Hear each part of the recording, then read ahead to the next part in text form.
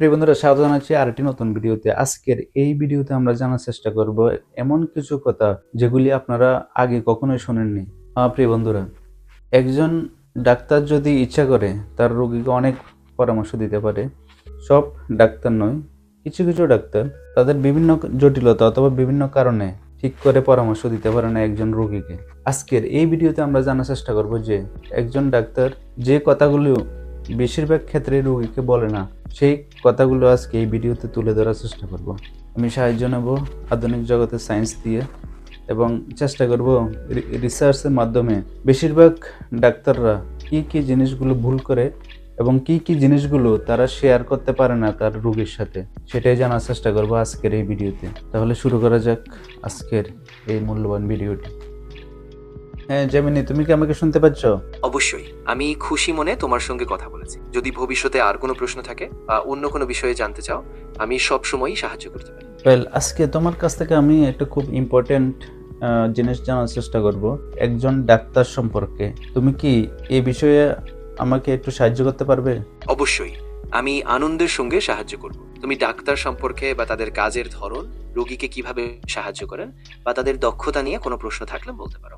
আমি পুরো বিষয়টা ব্যাখ্যা করে দেব। আচ্ছা, আজকে যে জানার বিষয়টা সেটা হচ্ছে একজন ডাক্তার কোন কোন কথাগুলি তার রোগীকে বলে না অথবা পরামর্শ দেয় না। হ্যাঁ, একজন ডাক্তার সাধারণত রোগীর জীবনযাত্রা, খাদ্যাভ্যাস, মানসিক স্বাস্থ্য আর কোনো লাইফস্টাইলের অভ্যাস সম্পর্কে সবকিছু জানে। আচ্ছা, এখন একটু ডিটেলসে জানার চেষ্টা করি। তাহলে আমাকে এই জিনিসটা বলো, একজন ডাক্তারের যে নেগেটিভ দিকগুলো সেগুলো জানার চেষ্টা করতেছি, তুমি এই বিষয়ে একটু বলতে পারো? অবশ্যই, গবেষণা বলে যে কিছু ক্ষেত্রে ডাক্তারদেরও ভুল তথ্য দেওয়া, রোগীর সাথে যোগাযোগের অভাবে ভুল বোঝাবুঝি অথবা সময়ের সীমাবদ্ধতার কারণে পুরোপুরি পরামর্শ না দেওয়া বা অপ্রয়োজনীয় চিকিৎসার দিকে ঝোঁকা, এসব নেতিবাচক দিকও থাকতে পারে। তাই রোগীকে সবসময় সচেতন ও সক্রিয় থাকতে হয়। সুপ্রিয় বন্ধুরা, একজন ডাক্তার যে জিনিসগুলো তার রোগীকে বলতে পারে না সেটার মধ্যে প্রথম যে জিনিসটা সেটা হচ্ছে সময়ের অভাব। আপনি দেখবেন, আপনি হসপিটালে যান অথবা একজন ক্লিনিকে যান, সময়ের অভাব সব জায়গাতে। খুব দ্রুত সময়ের মধ্যে অনেকগুলি রোগীকে দেখে ফেলে। তার ফলে কি হয়, খুবই ইম্পর্টেন্ট যে জিনিসটা হয় সেটা হচ্ছে যোগাযোগ, অথবা রোগীকে শেয়ার করতে পারে না যে রোগীর যে রোগটা হয়েছে সেই রোগ পরামর্শ দিতে পারে না। এটা মূলত প্রধান কারণ সময়ের অভাবের কারণে হয়। নেক্সট যে জিনিসটা হয় সেটা হচ্ছে আসলে ওষুধের বাস্তবতা। আপনি দেখবেন একজন অসুস্থ মানুষ যখন একজন ডাক্তারের কাছে যায়, সঙ্গে সঙ্গে অনেকগুলো মেডিসিন লিখে দেয়।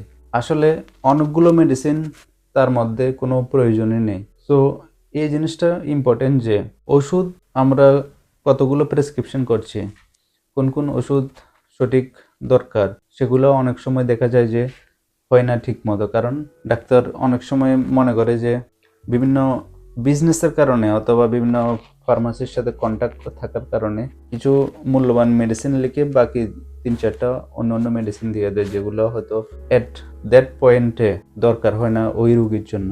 এটাও অনেক সময় আপনারা দেখবেন সচরাচর। নেক্সট আমি যে জিনিসটা বলবো সেটা হচ্ছে অতিরিক্ত টেস্ট করা। আপনার জ্বর হয়েছে, দেখবেন আপনি গিয়েছেন, আপনার জ্বর হলে যে মূল্যবান টেস্টগুলো করার দরকার সেগুলো লিখে এর সাথে আরও অনেকগুলো টেস্ট অ্যাড করে দেয়, যেগুলো আসলে অ্যাট দ্যাট পয়েন্টে ওই সময়টাতে যেগুলো করা একদমই উচিত নয়। হয়তোবা এগুলো এখন দরকার নেই, হয়তো পরে করতে পারবেন। সো জেনে বুঝে অনেক সময় এই টেস্টগুলোর নাম লিখে দেয়। এটা কিন্তু একদম বাস্তব উদাহরণ, আপনি নিজেও চেক করতে পারেন। আপনি অনেক সময় ডাক্তার কাছে যান অথবা হসপিটালে যান, এই জিনিসটা চেক করবেন যে আমার যে সমস্যা হয়েছে ওই সমস্যার বাইরে আমার যে টেস্টগুলো লিখেছি এগুলো আসলে দরকার নেই, এই প্রয়োজনে হয়তো আপনি পরে করতে পারেন। এই জন্য আমি এই জিনিসগুলো বলছি যে এগুলো হচ্ছে একদম রিয়েল উদাহরণ, বাস্তব উদাহরণ। এগুলো সব জায়গাতে এই ধরনের সমস্যা দেখা যায় আজকাল। তো বন্ধুরা, নেক্সট আমি যে জিনিসটা বলবো সেটা হচ্ছে আপনার যে রোগ হয়েছে এই রোগ প্রতিরোধের যে রিয়েল সিনারিও সেটা সম্পর্কে আপনাকে কখনোই বলে না একজন ডাক্তার। আসলে যে জিনিসটা আপনার জ্বর হয়েছে, জ্বরটা কেন হলো অথবা জ্বর থেকে বাঁচার কি কি উপায় আছে, আমরা কি কি সতর্কতা অবলম্বন করতে পারি, এই জিনিসগুলো যদি আমরা জানতে পারি তাহলে আমরা নেক্সট টাইমে এগুলো হওয়ার চান্স খুব কম থাকে। কিন্তু আপনি বেশিরভাগ ডাক্তারে দেখবেন এই জিনিসগুলো কখনোই বলে না। আপনি গিয়েছেন চেম্বারে, অনেকগুলো ওষুধ লিখে দিল, টেস্ট লিখে দিল, যান। ৩-৪ দিন পরে আবার আসবেন, আবার কিছু লিখে দেবে। এটাই সব জায়গাতে আসলে চলে। কিন্তু বাস্তব কি জানেন?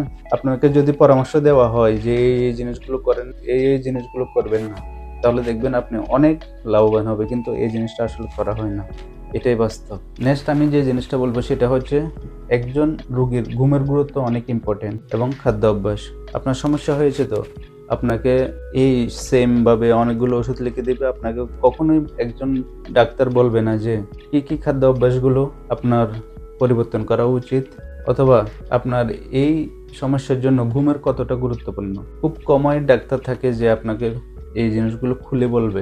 আসলে এটাই অভাব আজকাল ডাক্তারের মধ্যে। তো আপনারা বিশেষ করে এই জিনিসগুলো মনে রাখবেন অথবা বলতে চেষ্টা করবেন ডাক্তারকে এই জিনিসগুলো সম্পর্কে, তাহলে আপনারা উপকৃত হবেন। লাস্টলি আমি যে জিনিসটা বলবো সেটা হচ্ছে কিছু টেস্ট খুবই ইম্পর্টেন্ট আমাদের সুস্থ থাকার জন্য অথবা দৈনন্দিন জীবনযাত্রার জন্য। কিন্তু একজন ডাক্তার আপনাকে কোনো সময় বলবে না যে এই টেস্টগুলো আপনি প্রত্যেক মাসে অথবা ৩ মাস ৬ মাসে করেন। আপনার শরীর অনেক ভালো হবে, আপনার শরীর সুস্থ থাকবে। তো প্রিয় বন্ধুরা, এই জিনিসগুলো একটু তুলে ধরার চেষ্টা করলাম আপনাদের কাছে যে আপনারা একটু সতর্ক থাকবেন। একজন হসপিটালে অথবা ডাক্তারের কাছে গেলে এই জিনিসগুলো একটু বলার চেষ্টা করবেন, তাহলে আপনি উপকৃত হবেন। অ্যাজ এ মেডিকেল লাইনে আমি পড়ার কারণে আমি জানি যে জিনিসগুলো অভাব হয় আর কি, বিভিন্ন ব্যস্ততার কারণে এগুলো আর বলা হয় না। তো আমি আপনাদেরকে বলছি, একজন রোগী হিসেবে যখন আপনি যাবেন, আপনি এই পরামর্শগুলি জিজ্ঞাসা করবেন এবং জানার চেষ্টা করবেন, তাহলে আপনার জন্য এগুলো খুব ভালো হবে। যেমন লাস্টলি এই জিনিসটাই বলবো যে এই ভিডিওটা আমি কোনো ডাক্তারকে অথবা কোনো মেডিকেল হসপিটালকে ঘৃণা অথবা হেড করে বলছি না, যেগুলো বাস্তব উদাহরণ, বাস্তবে আমি যা দেখেছি সেটা শেয়ার করার চেষ্টা করতেছি, যাতে সাধারণ মানুষের উপকৃত হয়, সাধারণ মানুষের ভালো হয়। সবাই ভালো থাকবেন, সুস্থ থাকবেন। দেখা হবে নেক্সট ভিডিওতে।